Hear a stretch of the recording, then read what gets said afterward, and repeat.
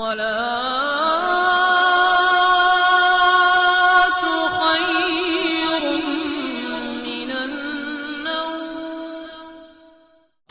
باللہ من الشیطان الرجیم، بسم اللہ الرحمن الرحیم۔ السلام علیکم ورحمۃ اللہ وبرکاتہ۔ اعتدال میں حقوق اللہ اور حقوق العباد کی جو لوگوں نے تقسیم کی ہوئی ہے اور اس کا اپنا معنی متعین کیا، وہ ایک مشہور تو ہے لیکن حقیقت میں وہ معنی متعین نہیں ہے۔ میرے اللہ کے حق فائق ہیں، مخلوق کے حق سے عمومی طور پر کہا جاتا ہے حقوق اللہ کی خیر ہے، بس حقوق العباد کا خیال رکھو، یہ عام طور پر عمومی بات کہی جاتی ہے۔ تو میرے عزیز بھائیوں بہنوں اور بچوں، یہ بات اچھی طرح سے ذہن نشین کر لے، یہ آپ کے اعمال میں اور آپ کے افکار میں اور آپ کے نظریات میں یہ غلطی پیدا ہو گئی کہ آپ نے اللہ کے حق کو کمتر سمجھ لیا اور مخلوق کے حق کو غالب سمجھ لیا۔ ایسا نہیں ہے، میرے اللہ کے حق سب سے زیادہ ہے۔ ایک موقع پر اللہ تعالیٰ قرآن مجید میں فرماتا ہے، انہوں نے اللہ کی قدر کا حق ہی ادا نہیں کیا۔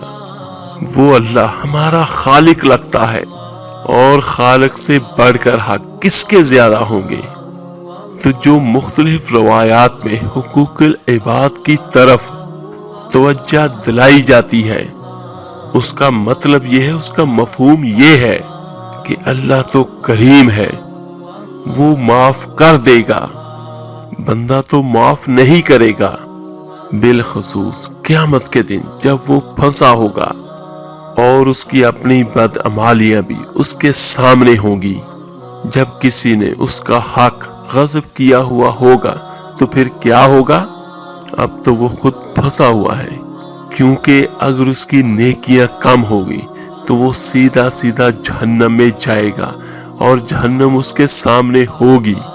تو اس کو اب یہ بھی پتا ہے کہ اگر میں اس بندے سے اپنا حق لے لوں تو وہاں پہ حق کیا ہوں گے، یا تو وہ نیکیاں اپنی دے گا، یا جس بندے کا حق کسی نے مارا ہوا ہوگا اس کے گناہ وہ لے گا۔ وہاں پر نیکیوں اور گناہوں کا تبادلہ ہوگا۔ اس بندے کو یہ پتا ہوگا اگر یہ مجھے اپنی نیکیاں دے دے تو میرا بیڑا پار ہے اور میں جنت میں چلا جاؤں گا، اور یہ بھی اس کو پتا ہوگا کہ یہ اگر اپنی نیکی مجھے دے دے تو ہو سکتا ہے کہ اس کی نیکیاں کم ہو جائیں اور یہ جہنم میں چلا جائے۔ لیکن اس دن اتنا نفسا نفسی کا عالم ہوگا اور ہر کسی کو اپنی اپنی پڑی ہوگی، تو کوئی بھی کسی کے بارے میں نہیں سوچے گا، وہ صرف اپنے ہی بارے میں سوچے گا اور صرف اپنا ہی بھلا کرنے کی فکر میں ہوگا۔ قیامت کا دن اتنا خوفناک ترین دن ہے، تو جو بندہ خود پھنسا ہوا ہوگا وہ کبھی بھی نہیں چھوڑے گا۔ اب اللہ تعالیٰ کس طرح اس معاملے کا حل فرمائے گا کہ یہ شخص جس نے حق کھایا ہوا ہے، جس نے زیادتی کی ہے، تو وہ اس دوسرے شخص کو اپنی نیکیاں دے گا۔ اگر نیکیاں لینے کے باوجود بھی وہ پاپی اتنا بڑا ہے کہ کام نہیں بنتا اور اس کے علم میں قرض بھی باقی رہ گیا، تو پھر یہ اس کو اپنے گناہ دے گا۔ تو اب میرے عزیز بھائیوں بہنوں اور بچوں، قیامت کے دن کون چھوڑے گا؟ اور جہنم کی دہکتی ہوئی آگ سامنے ہوگی، اور ایک بندہ پھنسا ہوا ہے اور یہ بھی پھنسا ہوا ہے، تو اس کی جان اس کو اپنے گناہ دے کر یا نیکیاں لے کر چھوٹ رہی ہے، تو وہ کیسے معاف کرے گا؟ وہ نہیں معاف کرے گا۔ اس لیے اس معنی کے اندر کہا کہ حقوق العباد میں کوتاہی نہیں کرنا، اس لیے کہ اس کی معافی نہیں کرے گا وہ بندہ، کیونکہ اس کے ہاتھ ایک چیز لگ جائے گی، وہ تو غنیمت سمجھے گا۔ تو اس کا یہ مطلب بھی کہیں نہیں ہے کہ بندے کے حق کہیں غالب اور بہت زیادہ ہے، اللہ کے حق کم ہے۔ جو حق بندے کا اللہ پر ہے، اللہ نے تو پیدا کیا ہے۔ میرا اللہ فرماتا ہے کہ میرے حق زیادہ ہے کیونکہ میں نے تجھے پیدا کیا۔ میں آپ سے ایک سوال پوچھتا ہوں، اس دنیا پر، اس عالم رنگ و بو میں، اس مادی کائنات میں، فنا ہو جانے والی دنیا میں سب سے زیادہ آپ کے کندھوں پر کس کے حق ہے؟ تو آپ سب یہی کہیں گے کہ ماں کا حق۔ میرے آقا دو جہاں صلی اللہ علیہ وآلہ وسلم سے بھی پوچھا گیا، ایک صحابی نے آپ سے سوال کیا کہ میں سب سے زیادہ کس کے ساتھ حسن سلوک کروں؟ تو میرے آقا کریم نے فرمایا اپنی ماں کے ساتھ۔ تو اس نے پھر دوبارہ سوال کیا، پھر میرے آقا نے فرمایا اپنی ماں کے ساتھ۔ پھر کہا حضور میں سب سے زیادہ نیکی کس کے ساتھ کروں کہ میرے حسن سلوک کا سب سے زیادہ حقدار کون ہے؟ تو آقا کریم نے فرمایا تیری ماں۔ جب پھر اس نے چوتھی مرتبہ پوچھا تو میرے آقا دو جہاں صلی اللہ علیہ وآلہ وسلم نے فرمایا تیرا باپ۔ تو 3 مرتبہ میرے آقا نے ماں کا ذکر کیا۔ علماء نے یہاں پہ لکھا کہ والد اولاد کی تربیت کرنے کے لیے مشقت سہتا ہے، کمائی کرتا ہے، یہ ایک مرحلہ ہے، اور ماں 9 ماہ تک اس کو اپنے پیٹ میں رکھتی ہے، ایک مرحلہ یہ۔ پھر ولادت کا دوسرا مرحلہ، وہ مرحلہ سچا بچہ دونوں کے لیے موت و حیات کی کشمکش ہوتا ہے، اور تیسرا مرحلہ اس کی تربیت کا جس کا باپ شامل ہوتا ہے۔ تو 3 حق بیان کیے میرے آقا نے، اور باپ کا ایک حق بیان کیا۔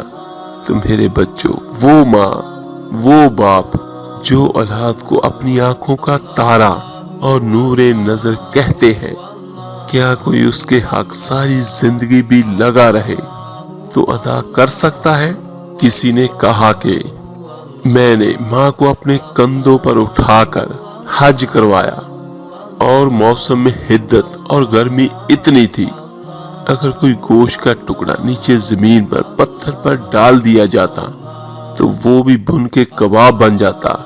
تو کیا میں نے اپنی ماں کا حق ادا کر دیا؟ تو کہا گیا تیری ولادت کے وقت جو اس نے تکلیف سہی، اس تکلیف کے ایک جھٹکے کا بھی حق ادا نہیں ہوا، یہ ہماری ماں ہے۔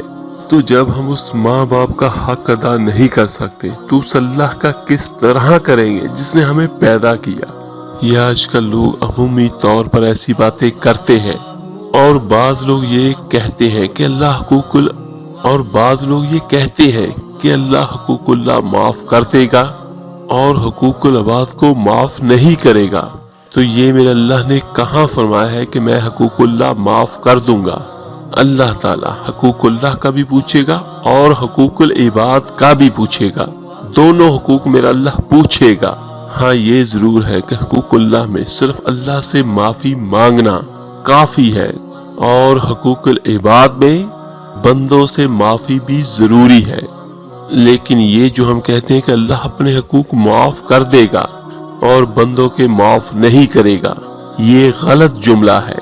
میرا اللہ فرماتا ہے ایک جگہ پہ جو لوگ نافرمانی کر رہے ہیں، گناہ کما رہے ہیں، اس میں دونوں قسم کی نافرمانیاں ہیں، اور فرمایا ان قریب ان کو اس گناہ کا بدلہ دیا جائے گا جو وہ کر رہے ہیں۔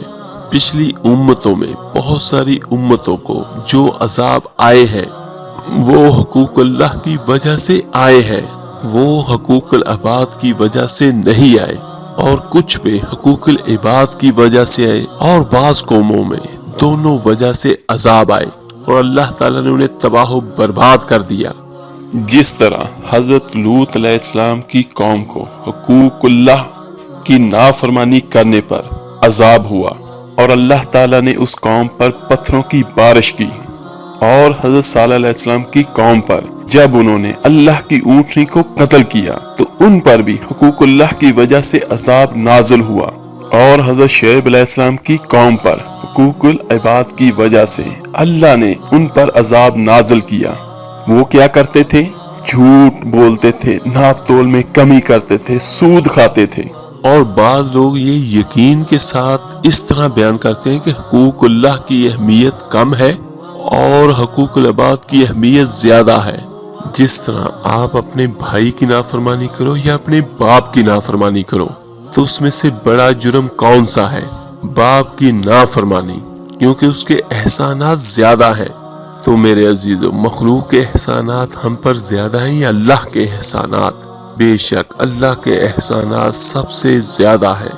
اس لیے میرے عزیزو، اللہ کی نافرمانی زیادہ بڑا جرم ہے۔